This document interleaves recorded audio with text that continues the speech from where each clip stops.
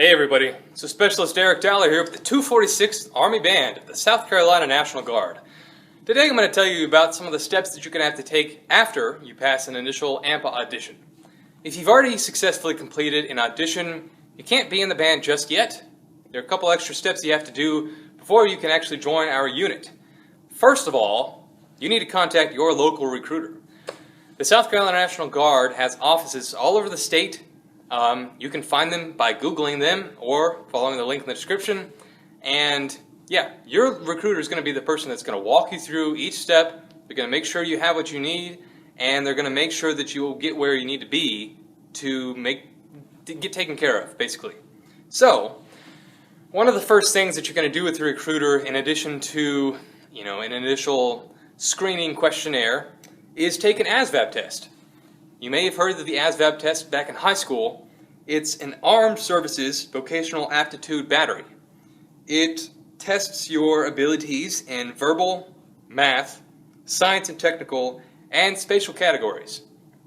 Each MOS, which is a military occupational specialty, has their own scores that they need. There's over 100 different Army jobs, and they all need different skills specifically. For the band, which is an MOS 42 Romeo, your instrument, your audition, is going to be your main qualification metric. You do have to pass the ASVAB and do well on it, and don't take it lightly.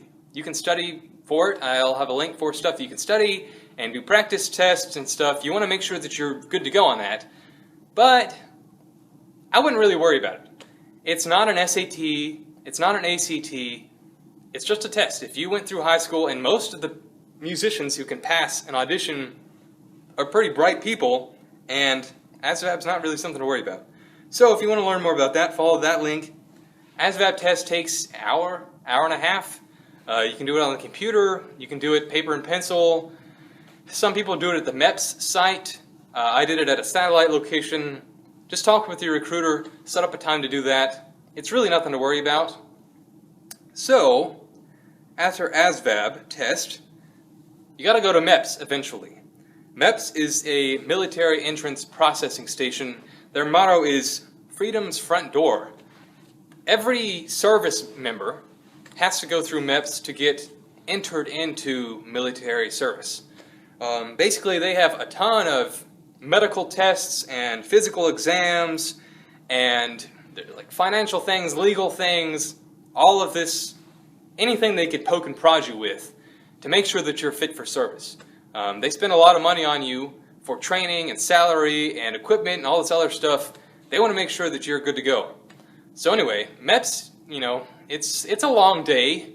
It's not super fun, but it's not terrible, and you only have to do it once. You go through the line and you do all these different things, and eventually, at the end of the day, if everything goes well, you're going to have to sign a contract. Until now, with the audition and the test and everything else, you don't owe anybody anything.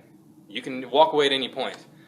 At the end of MEPS, after you sign your contract and you swear in, that's it. You're locked in for service. So keep that in mind.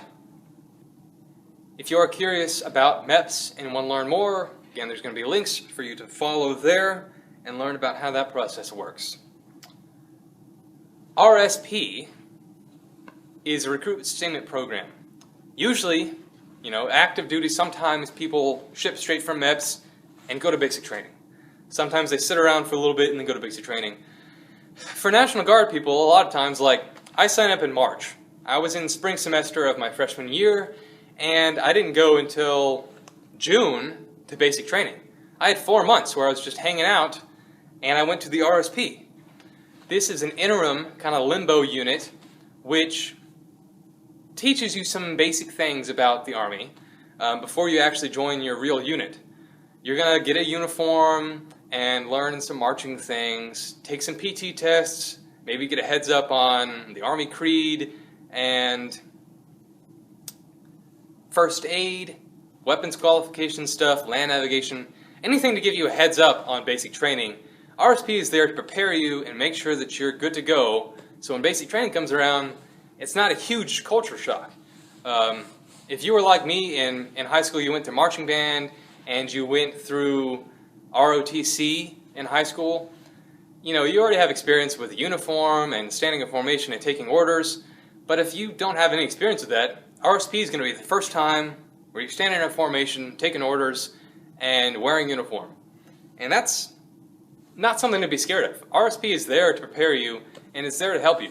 They're going to be a little stern with you, but it's all to help you so that in basic training you're going to be more successful. And for a lot of people, you know, young people who may not have a part-time job before, RSP could very well be your first day ever working. And you're going to get paid for it.